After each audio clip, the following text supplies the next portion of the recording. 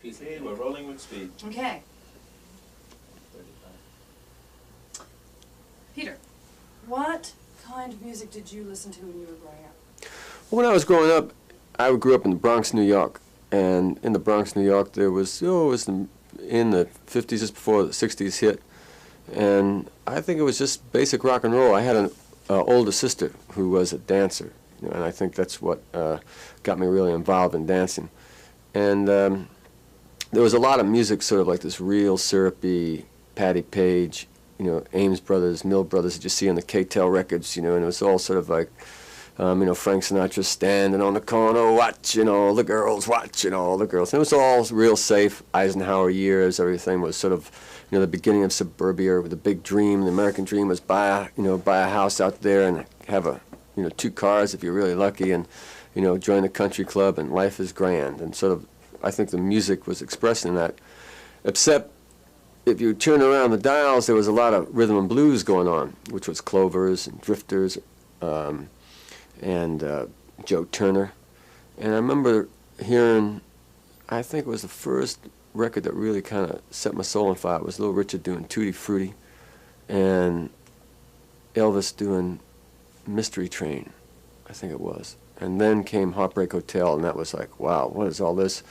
And Alan Freed, who was a great disc jockey from Cleveland, Ohio, that really coined rock and roll, moved to New York, and he had a show, and he started what was called rock and roll, as far as I knew it. And I was a religious listener.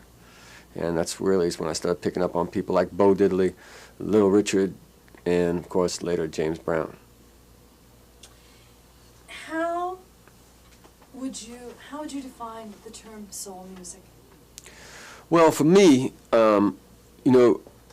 what we call soul music or rhythm and blues, during the 60s or during, I think, 50s or so, it was called rhythm and blues, and then it became soul music in the 60s. And I think soul music was a good term then in the sense that it was music that seemed to come out of the church. And it was black music that had a real heavy gospel construction to it. And the way it used voices or a choir, it seemed to have a... Can we stop this? Sorry. Oh, I'm sorry. Let me just do something here that'll prevent this from... Okay. Okay. Pause, take Okay. place. And tape speed. Okay, let's do that question again. Okay. How would you define soul music? Well, soul music, in a definition, is it's difficult. It's sort of like saying how do you define soul music, saying how do you define rock and roll, how do you define jazz. It's so large a form, and there's so many different categories to it. I think for me, basically, what most people call soul music is a music of black America that comes out of the church. And it's a music that's very close to the church in the sense that the construction is the same. There's a gospel overtone to it, where the uses of harmonies, the uses of the way the lead voice interweaves with the music. And the most important thing is when you hear someone singing within a gospel structure, I feel God in my soul, and see a real great preacher singing, or a great gospel choir singing. There's a conviction that what these people are singing, they believe. And when it transpired into popular music, because many of the great soul artists came from the church, came from the gospel church, you feel when you hear someone like a Wilson Pickett singing, I found the love, or James Brown singing, please, please, please, you really feel that what they're saying is a valid, truthful statement, and you believe. It's that you don't feel that these guys are just singing this to make a pop hit, that they're just really putting their soul into it. And that's what attracted me to a lot of the great soul records and the early rock and roll, was that there was a real conviction from the artist in the music, in the same sense that Dylan later carried on, or the Beatles or the Stones later carried on, that there was a credibility, whereas certain artists were just involved in making a real pretty record that was going to sell a lot of copies. Someone like James Brown, there was a real gospel sense where he really felt you know, I lost someone, you know, 1,000,000 to 1, you know, and you just, I lost someone, you know, you say, woo, this, you know, you get a chill. This guy really, you know, really lost someone. It's like, man, I'd like to meet that gal. When you were talking about artists and soul records, I noticed you carried it up. You went Dylan, Beatles, Stones, and kind of stopped there. Is there soul in music today? Are there good soul, new soul artists, do you think? Oh, most definitely. You know, there definitely is. I think to me, you know, it's in the sense of soul in the '60s. That definition. I mean, a lot of those artists are still around, and as is James Brown, as is Bobby Womack, as is Don Covey, as is Solomon Burke, and I think that what's interesting about music today is the terrible discrimination that was so prevalent in the '50s, and what they used to call the cover records, where if someone like Joe Turner had Shake, Rattle, and Roll, Bill Haley would copy it, because he was, you know, white, people would buy that record, or most radio stations would play that, other than Alan Freed. So that was a little action back there. A little soul in the back. But I think, you know, what's great about it, I think that the conviction is happening not in just black music, but in, you know, different forms of music. I think in those days too, a lot of the black artists, some were just involved in making a pop record, but it's the ones that really had a sense of conviction behind their style. You could hear it in the voices, and you can hear it in the records, and that's why for me, when you hear an old record, an old James Brown record, and you hear, you know, there was no stereo or 24 tracks, and a lot of those records, it were just basically things set up, and there was just 1 or 2 takes. You hear the power of a lot of people like the Five Royals, which is a group that had a great influence on James Brown. And you hear those records, they're magnificent records, they're timeless. I mean, to even redo those songs is ridiculous, because there's the sound of those songs make it unique, and the sounds of those records are unique. I was interviewing someone the other day. I was talking to Jerry Wexler.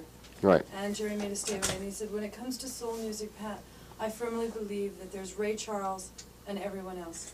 Were you a big Ray Charles fan? Did Ray have that sort of impact on you? Oh, most definitely. You know, I think for someone like Jerry Wexler and Ahmet Ertegun, who was on Atlantic Records, there was, you know, what they would call the genius of Ray Charles.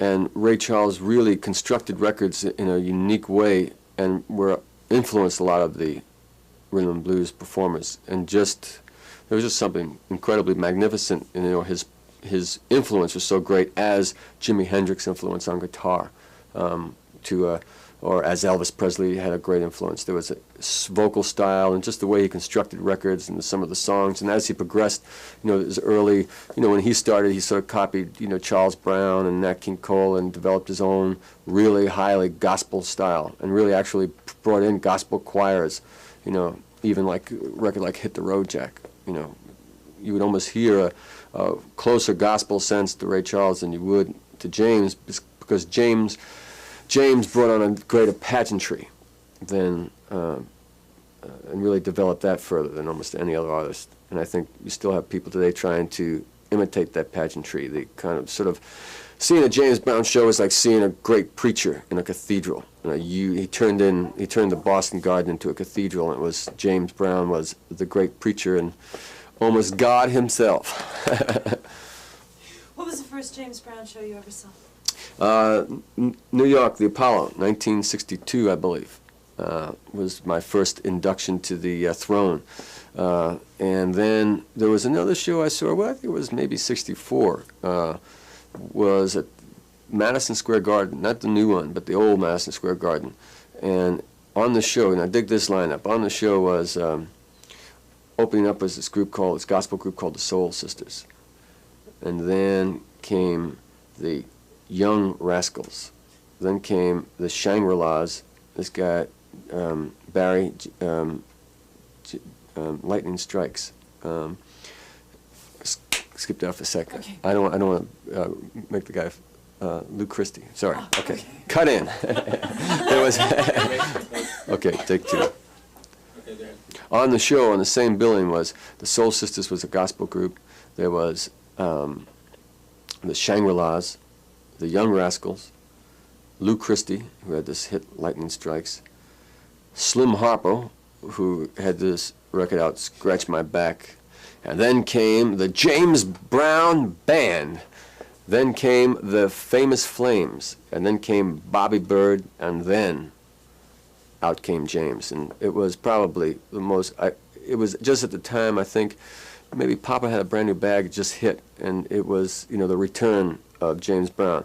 And an interesting thing about James Brown was that he was to myself and a lot of the musicians, I was going to art school at the time, but James Brown, and for the same time, even the way like Dylan was and certain artists, they didn't really attain a great commercial hold until much later on.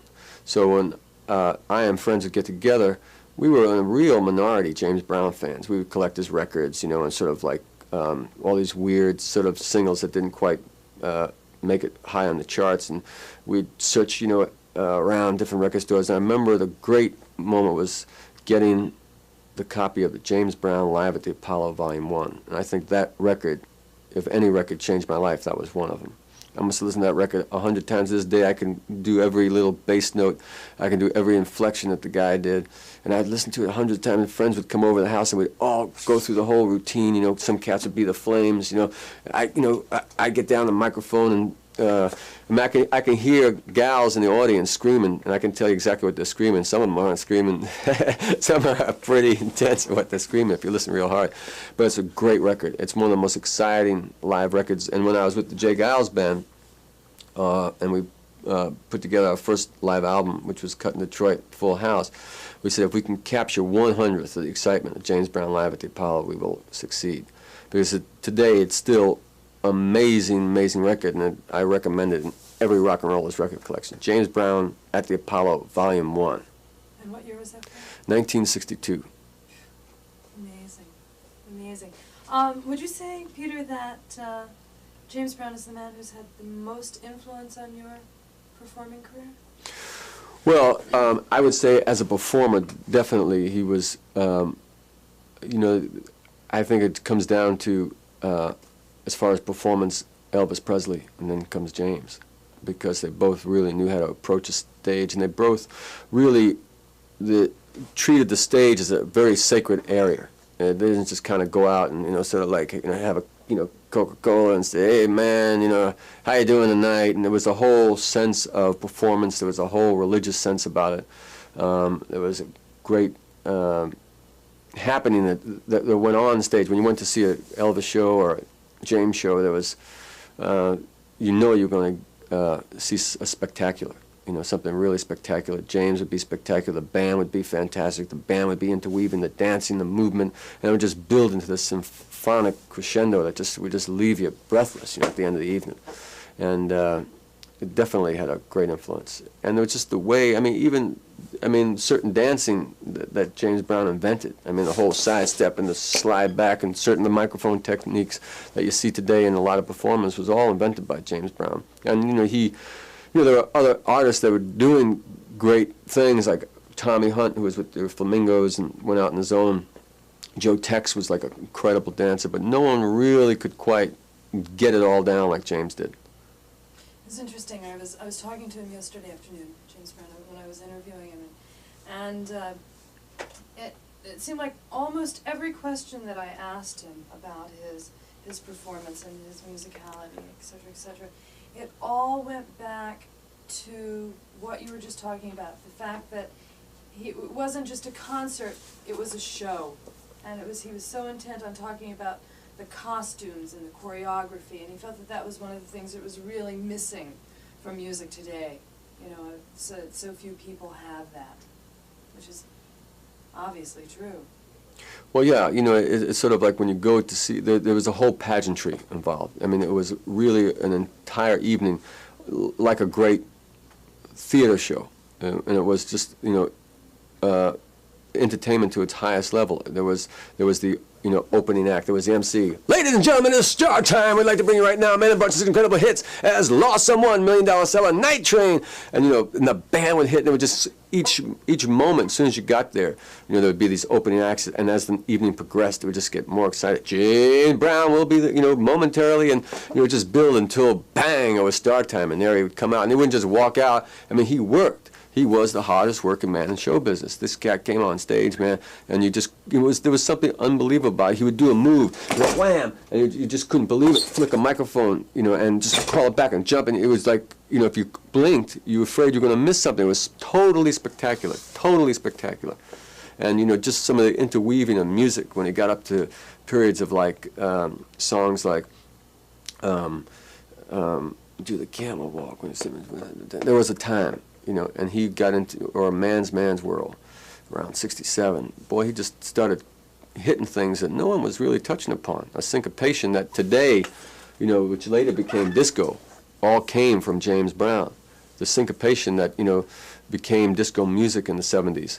And even today, with a lot of the new technical machines like Linn drums and DMXs and all that stuff, it's all music that's based on the syncopation band, James Brown using two drummers, and, just being so tight that no other band could play that stuff. It's really nice. I'm really glad that he has this new hit from Rocky IV, because it's putting him out in front of the kids again. Right. Don Hartman is good. Yeah, it's real nice to see. My favorite line from the new record is something about, get coffee in a hard roll. Mm-hmm. Mm-hmm.